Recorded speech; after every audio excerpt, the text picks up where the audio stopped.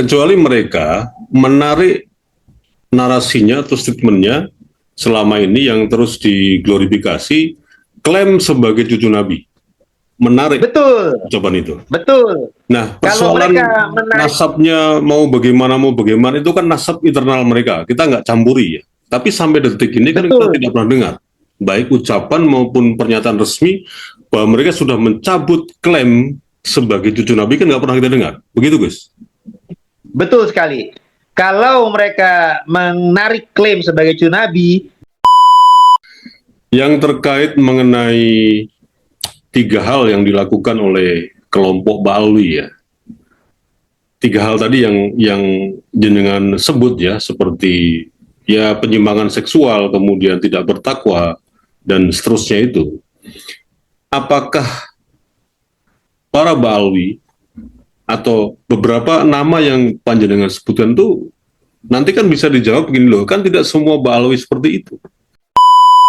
dengan sabda Nabi dalam hadis mengenai fitnah saro. Nah, fitnah saro itu Rasulullah pernah bersabda di menjelang akhir zaman, di masa-masa kenyamanan nanti, ada seseorang yang atau pihak-pihak yang mengaku dari ahlul bait Nabi. Itu pernah mengisahkan ciri-ciri zuriat Nabi yang asli itu mustahil melakukan 3 perkara, Mas Awe. Yang pertama, mustahil kafir murtad, mustahil zina, mustahil juga LGBT atau sodomi atau liwat begitu. Nah, tapi tiga hal ini sudah terbukti ada pada oknum-oknum Habib Ba'alawi. Kalau yang disampaikan Pak Jenderal Ahmadul Wahid nanti akan saya sampaikan, tapi karena akan terkait dengan kisah di belakang layar nanti. Nah, saya ceritakan itu kalau tadi. Sebentar. Jadi ada pernyataan khusus dari Irjen Rohid ya. Ini sifatnya seperti apa nih? Tapi udahlah nanti dibahas belakangan. Mau lanjutkan.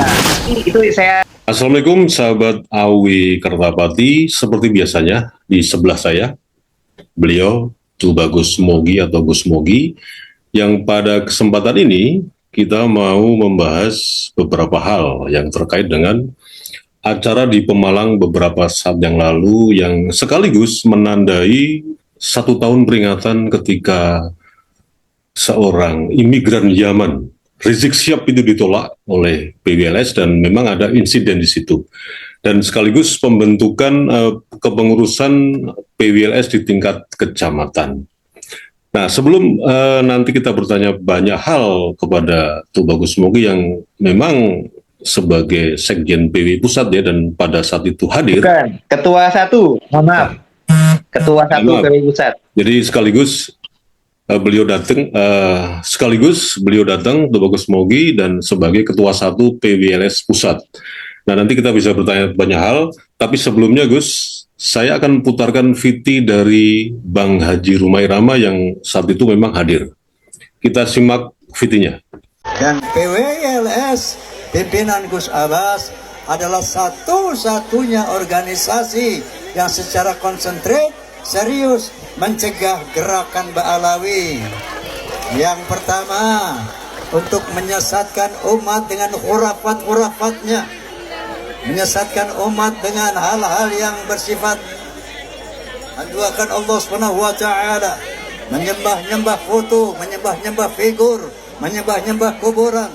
Ini kemusyrikan yang nyata yang harus kita selamatkan umat Islam dari hal ini.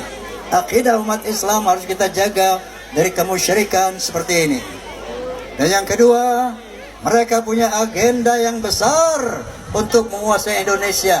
TSM, sistemik, terstruktur, dan masif.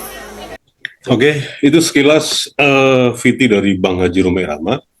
Dan pada acara ini, selain Tubagus Mogi hadir, juga tadi ada Bang Haji Rumai Rama, ada Kinur Iya, kemudian ada Pak Jenderal Nur Wahid ya, dan ada Ketua Umumnya Gus Abbas. Nah, ini ada peristiwa apa atau bagaimana itu kronologinya dari sambutan-sambutan beliau-beliau yang hadir ini yang terkhusus untuk masyarakat Pemalang? Selain nanti mungkin bisa dijelaskan sebetulnya ada apa nih, kejadian apa di balik layar ini semua. Monggo Gus. Baik, terima kasih Mas Awe. Assalamualaikum warahmatullahi wabarakatuh. Waalaikumsalam. Bismillahirrahmanirrahim. Alhamdulillahirrahmanirrahim. Allahumma sholli wa sallim wa barik ala sayyidina Muhammad wa ala alihi wa sahbihi ajma'in amma ba'du.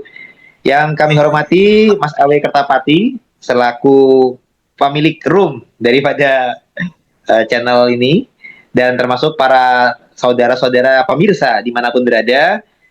Saya Tubagus Mogini Fadil selaku Ketua 1 PWIRS Pusat. Alhamdulillah di hari yang lalu, di hari Selasa, itu mengikuti undangan acara di Kabupaten Pemalang yang diselenggarakan oleh PWLS. Nah, menariknya ini acaranya siang-siang Mas Awe ya, Selasa di siang hari pada zuhur. Hari ini yang kenapa di siang hari ini pun juga demi keamanan, tapi alhamdulillahnya meskipun acaranya siang-siang, tapi dipadati oleh para pengunjung sampai dengan ribuan orang. Ini yang luar biasa, padahal bukan hari libur, padahal bukan malam hari pasca jam kerja, tapi alhamdulillah dipadati oleh para pengunjung. Jadi acara tersebut, satu memang yang membuat ramai tentunya ya kehadirannya Om Haji Rhoma Irama sebagai superstar Raja Dangdut ya. Dan juga acara tersebut dalam rangka untuk pelantikan para pengurus PWI yang di tingkat-tingkat kecamatan di Kabupaten Pemalang. Nah, di mana pelantikannya itu dihadiri oleh ketum kami langsung, Kiai Abbas, Gus Abbas Buntet, Biliaksi, dan juga juga diinikan bahwasanya juga ada diundang pula para pembicara-pembicara, antara lain Pak Jenderal Ahmad Irjen Nur Wahid, Kiai Nur Ikhyak, saya sendiri, dan juga Om Haji Rhoma Irama. Nah, kalau yang disampaikan Pak Jenderal Ahmad Nur Wahid nanti akan saya sampaikan, tapi karena akan terkait dengan kisah di belakang layar nanti. Nah, saya ceritakan itu kalau tadi. Sebentar. Jadi ada pernyataan khusus dari Irjen Nur Wahid ya. Ini sifatnya seperti apa nih? Tapi udahlah, nanti dibahas belakangan. Monggo lanjutkan. Ya, nanti itu saya skip karena ada kisah di balik ini tentang kualat-kualat nantinya. Ya. Yang kedua, pembicara pertama adalah Pak Jenderal Irjen Nur Wahid. Pembicara kedua adalah Kiai Nur Ikhyak. Nah, kalau Kiai Nur Ikhyak sebagai seorang ulama, dan beliau juga sudah mengkaji tentang daftar-daftar kurofat sesatnya para Habib Ba'lawi yang sempat disinggung juga oleh Om Haji Rhoma Irama. Beliau mengijazahkan kepada para pengunjung, para hadirin tentang masalah ayat Al-Quran yang harus dihafalkan untuk menghindari gangguan daripada Dajjal. Nah, yakni 10 ayat pertama surat Al-Kahfi. Nah, jadi para pemirsa, bila mana ada yang berminat, silakan diamalkan, dibaca, dan dihafalkan dari 10 ayat surat Al-Kahfi, sebagaimana juga disampaikan oleh Kiai Nur Ikhyak. Ini juga bersumber daripada hadis Nabi. Jadi barang siapa yang menghafal 10 ayat pertama dari surat Al-Kahfi, itu insya Allah akan dilindungi dari godaannya Dajjal. Dajjal ini sendiri, Mas Awe, ini kan dalam agama Islam ini adalah tokoh penyesat di akhir zaman nanti yang memiliki ciri khas tuh pendusta dan penipu. Nah, Dajjal ini ada Dajjal besar, ada Dajjal kecil. Nah, Dajjal kecil ini, pendusta kecil, ini erat kaitannya, diduga ini adalah sebagaimana kelakuan para Habib Ba'lawi ini. Ini bisa diduga sebagai Dajjal, bukan subjeknya kecil. Bukan orangnya, tapi kelakuannya ya. Kelakuan-kelakuannya. Apalagi tentang masalah Dajjal-Dajjal kecil ini juga digambarkan pula dengan sabda Nabi dalam hadis mengenai fitnah Saro. Nah, fitnah Saro itu Rasulullah pernah bersabda di menjelang akhir zaman, di masa-masa kenyamanan nanti, ada seseorang yang atau pihak-pihak yang mengaku dari ahlul bait Nabi. Nah, dalam hadis Nabi seperti itu. Iya. Tapi kata Nabi, mereka bukan dariku. Karena yang mewalikanku, yang mewakiliku hanyalah orang-orang yang bertakwa. Nah, artinya di sini Rasulullah dari zaman dulu sudah memperingatkan suatu ketika tuh akan ada pihak yang mengaku sebagai alul bait Nabi, tapi ini buat diwaspadai, jangan diikuti kalau tidak bertakwa. Karena kalau alul bait Nabi yang asli atau ulama pewaris Nabi yang asli atau yang mengatasnamakan untuk mewakili otoritas pewaris Nabi, ajaran keislaman yang sesuai dengan jalan Nabi, itu mestilah bertakwa. Jadi kalau ada yang tidak bertakwa tapi ngaku-ngaku alul bait Nabi, ngaku-ngaku ulama, ngaku-ngaku kiai, ngaku-ngaku gus, ini saya biar objektif ya. Artinya tidak hanya masalah Habib, tapi bila mana ada yang ngaku kiai, ulama tapi tidak bertakwa, maka jangan diikuti. Termasuk Habib yang mengaku sebagai cucu Nabi, termasuk Habib yang mengaku sebagai alul bait Nabi. Kalau tidak bertakwa, maka itu harus dijauhi, jangan diikuti. Nah, inilah yang penting sekali perlu kita sampaikan. Apalagi para Habib Ba'alawi kalau zaman dulu mungkin belum banyak terungkap tentang hal-hal yang tanda kutip tak bertakwa, sehingga masih banyak umat yang masih bisa menggunakan husnuzon, prasangka baik atau praduga tak bersalah di masa lalu. Tapi kalau di masa kini, baik bukti ilmiahnya nasabah palsu itu sudah terbuka, ada pula bukti-bukti kelakuan yang terbukti tak bertakwa. Nah, apalagi kalau seorang ulama, Imam Ibnu Hajar, itu pernah mengisahkan ciri-ciri zuriat Nabi yang asli, itu mustahil melakukan 3 perkara, Mas Awe. Yang pertama, mustahil kafir murtad, mustahil zina, mustahil juga LGBT atau sodomi atau liwat begitu. Nah, tapi tiga hal ini sudah terbukti ada pada oknum-oknum Habib Ba'alawi. Contoh oknum Habib Ba'alawi yang kafir murtad, publik bisa tahu ada Thomas Assegaf yang merupakan seorang pendeta. Nah, sedangkan kalau untuk masalah perzinahan, nah ini buktinya banyak. Ada Toha bin Yahya di Cirebon, ada Syafiq Alaidrus yang merupakan predator seks Jepara, korbannya banyak itu dari penjara. Ada Rifki Alaidrus yang menzinahi Mbak Kori, yang waktu itu satu saya masih istri orang tapi dizinahi. Ada berbagai banyak lah. Nah, yang LGBT pun juga ada. Dulu pernah ada Habib yang dilaporkan tentang masalah kasus sodomi kepada para santrinya dan sudah meninggal orangnya. Namanya Habib. Untuk yang kasus Kori ini baru dugaan kan ya? Ya, diduga, tapi artinya sudah ada pelaporan tapi belum selesai ya. Artinya kan tuh sudah ada pengakuan langsung dari Mbak Korinya dan juga suaminya. Jadi ini ya kami berani menyampaikan karena sudah ada penyampaian langsung dari orang yang mengaku berzina dengannya. Ada lagi kalau kita berdasarkan bukti-bukti yang beredar dalam pemberitaan di publik saja ya Mas Awe ya. Arti kata kalau misalkan ini kan jelas kabar beritanya ada gitu. Jadi diduganya atas dasar tersebut. Termasuk tentang almarhum, moga-moga Allah mengampuninya, yang sudah meninggal tuh Habib Hasan bin Ja'far Assegaf dari Nurul Mustafa. Dulu diberitakan ada para pelapor, para santri-santrinya yang mengaku pernah jadi korban liwat atau sodomi olehnya. Artinya ada berita-berita juga masih ada. Artinya maksud saya bukti-bukti ini yang sesuai dengan fatwa Imam Ibnu Hajar tentang ketidaktakwaan, nah ini menjadi bukti bagi umat untuk waspada kepada klaimnya Habib yang mengaku sebagai zuriat alul bait Nabi tapi terbukti tak bertakwa melalui kriteria Imam Ibnu Hajar. Nah, tidak hanya itu, tadi kan juga Om Haji Roma Irama sebagaimana cuplikannya daripada Bang Mas Awi tadi, jelas mengajarkan kurofat yang sifatnya malah menyembah figur, bahkan mereka juga terkait dengan tidak sesuai dengan tauhid, bahkan kemusyrikan. Nah, contoh mereka mengajarkan man robuka, siapa Tuhanmu? Harusnya jawabannya Allah, malah Habib Abdullah Al-Haddad.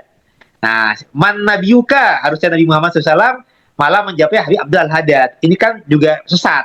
Jadi ini adalah hal-hal yang kemusyrikan yang harus kita waspadai. Bukti tanda tidak bertakwa sehingga terkait dengan fitnah Saro dan dengan Dajjal sang pendusta yang perlu kita waspadai. Sehingga Bagus, ya. salah satu amalan zikir atau batiniah untuk menangkal godaan Dajjal supaya tidak mudah terdoktrin atau tercuci otak menjadi pengikut tanda kutip Dajjal, silahkan para pemirsa amalkan 10 ayat surah Al-Kahfi tersebut, Mas Awe. Baik, Jadi itu ibaratnya insya Allah untuk menjadi perisai pembenteng diri supaya kita tidak tercuci otak atau teracuni menjadi mukibin. baik. Nah, Pertanyaannya, itu Gus, kalau dari sebelum dilanjut, mohon maaf saya potong sebentar. Nah, yang terkait mengenai 3 hal yang dilakukan oleh kelompok Ba'alwi, ya. 3 hal tadi yang jenengan sebut, ya, seperti ya penyimpangan seksual, kemudian tidak bertakwa dan seterusnya itu. Apakah para Ba'alwi atau beberapa nama yang panjenengan sebutkan itu nanti kan bisa dijawab begini loh, kan tidak semua Ba'alwi seperti itu.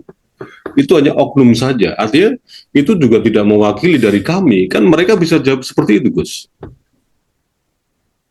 Bagaimana ini? baik, bisa, mereka memang bisa menjawab seperti itu, Mas Awe. Tapi permasalahannya adalah kalau kita kan di sini ada memang yang berbuat kemungkaran hanya oknum. Ya, Nah, tapi semua oknum-oknum tersebut kan mengaku sebagai cucu Nabi nih, Mas Awe. baik. Nah, secara ilmiah, semua Habib Alaihi Wasallam terbukti palsu nasabnya kepada Rasulullah, baik secara ilmu sejarah, ilmu nasab, ilmu genetik.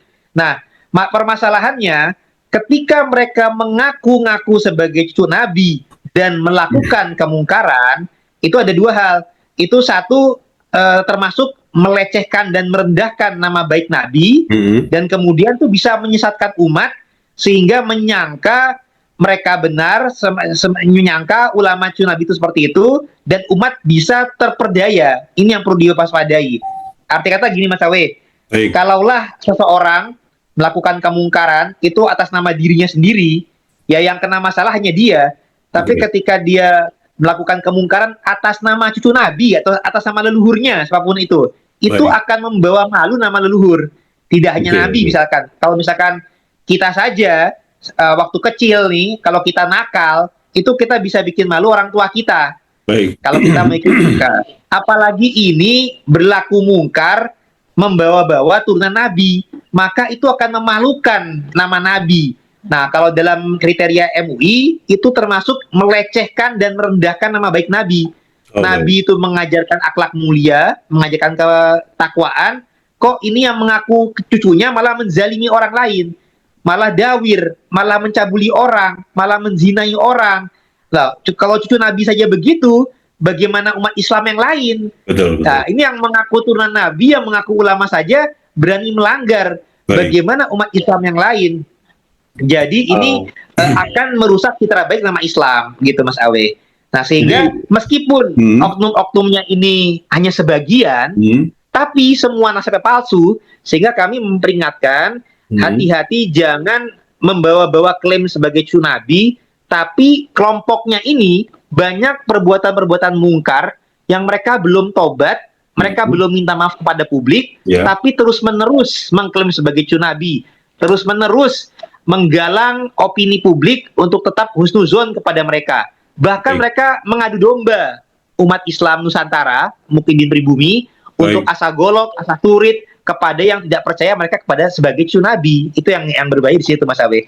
Jadi meskipun itunya oknum, tapi masalah mereka mengaku sebagai cucu Nabi Muhammad ini yang menjadi permasalahan. Ya, oke. Nah, itu jadi dari klaimnya itu yang menjadi apa?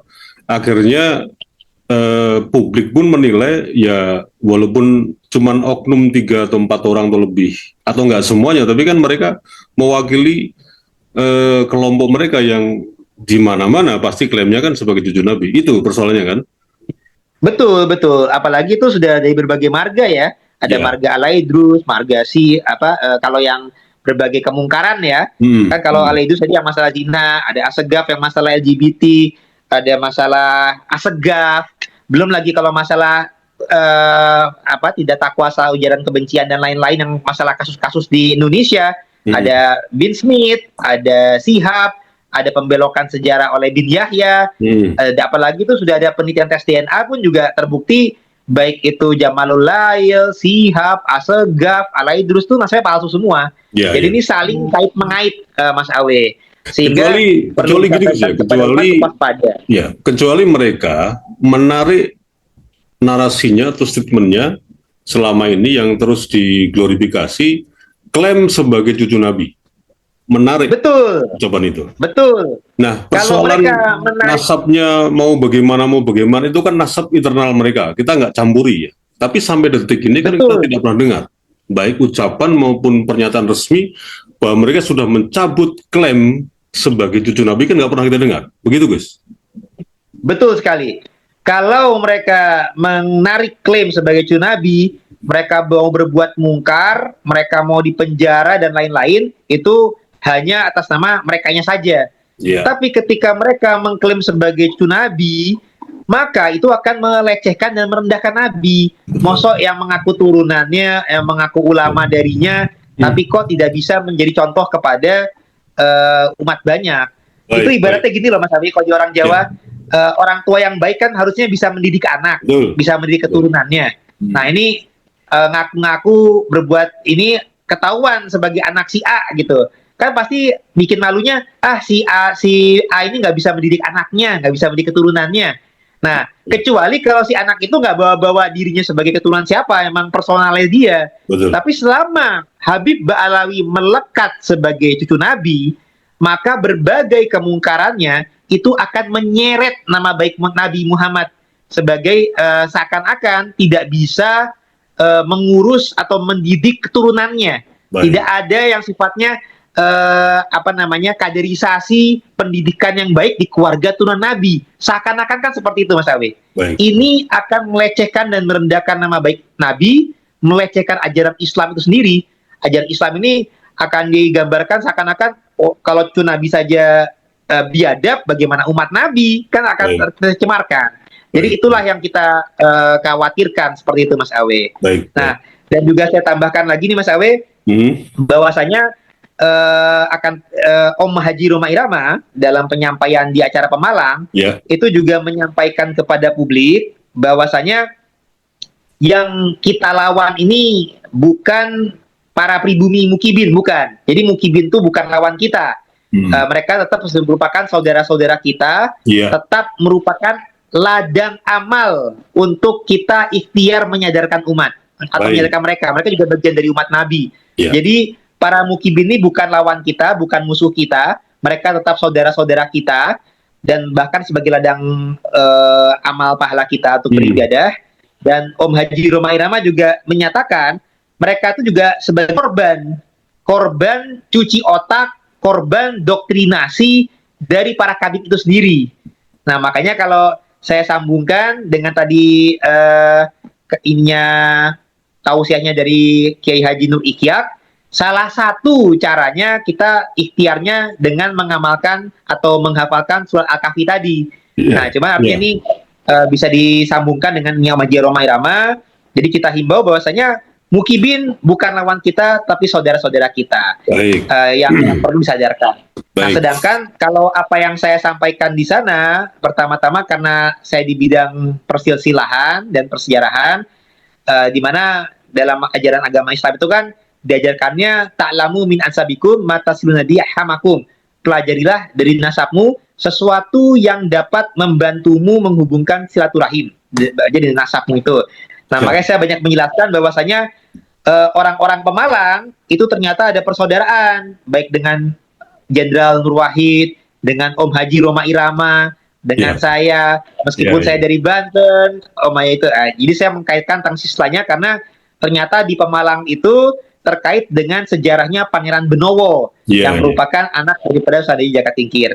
Dan saya juga turut menyampaikan juga di sana, selain tentang masalah Habib, kita juga menegaskan bahwasanya PWILS bukan gerakan PKI, Kita bukan anti pengajian, kita bukan anti solawatan, tapi kita menolak kemungkaran para Habib Ba'alawi yang kadang itu digunakan atau diframingkan untuk pengajian acara-acara tersebut. Nah, padahal kalau acara pengajiannya dengan Kiai Pribumi, solawatannya dengan Kiai Pribumi, atau ini kita nggak ada masalah.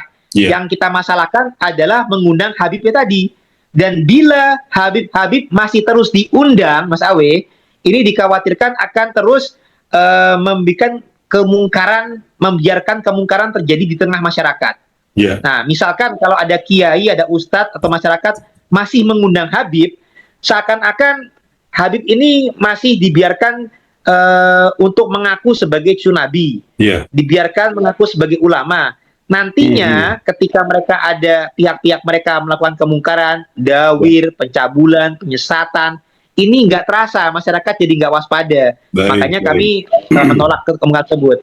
Termasuk juga kami mengkritisi NU supaya tidak jadi naumul ulama, jangan sampai tertidur, tapi harus bangkit, harus sadar akan adanya upaya penjajahan dari pihak Habib, dari upaya pembelokan sejarah NU, mengaku cucu Nabi. Bahkan ketika mereka itu dengan para kiainya baik, bahkan mau menikahi putrinya para kiai, tapi kan kiainya nggak boleh menikahi Habibah.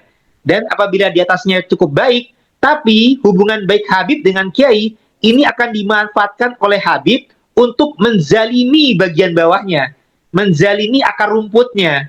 Jadi para kiainya husnuzon nggak diapain mungkin, tapi ke umat bawahnya didawiri, wanita-wanitanya juga ditelantarkan, dan lain sebagainya gitu. Jadi kami berupa menyampaikan kepada para kiai untuk waspada di situ. Nah, sekarang kalau untuk kisah di belakang layarnya nih Mas Awe, tapi sebentar Gus, sebelum ke arah ke sana, ini ada beberapa opini yang saya tangkap di luar sana, di sosial media terutama.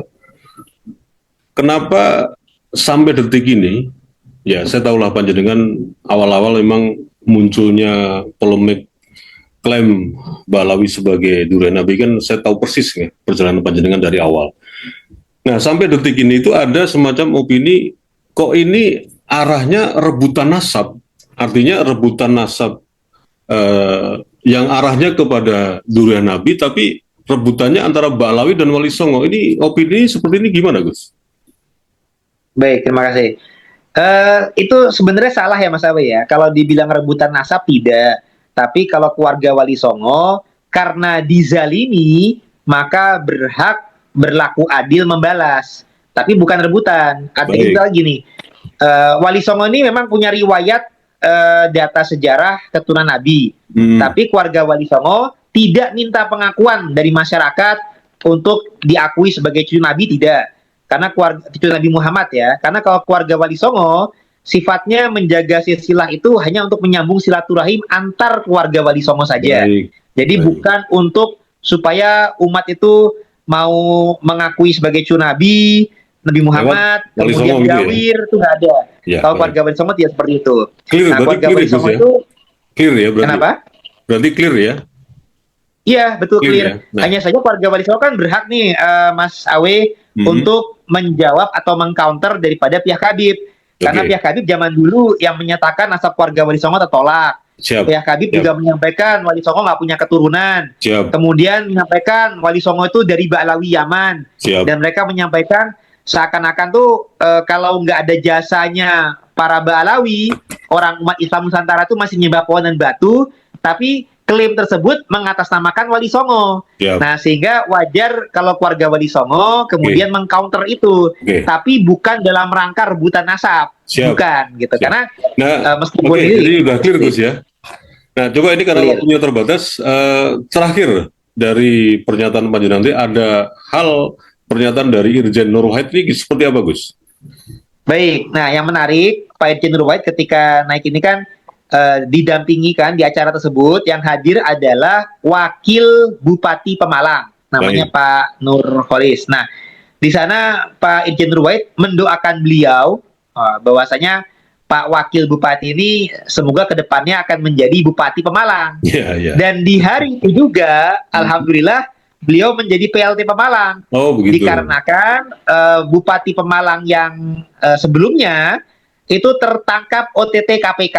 Baik. Nah, Bupati Oke, Pemalang ini dulu setahun yang lalu ini termasuk Bupati yang mukibin, yang ikut hadir di acaranya Rizik Syihab Ya, ketika ya, ya. diundang di Pemalang dan ditolak oleh warga Pemalang, khususnya daripada elemen anggota PWILS. Baik. Nah, jadi di zaman dulu sampai terjadi insiden, banyak pihak-pihak yang menolak kehadiran Rizik Syihab di Pemalang karena beliau itu radikal, suka ujaran kebencian, provokasi.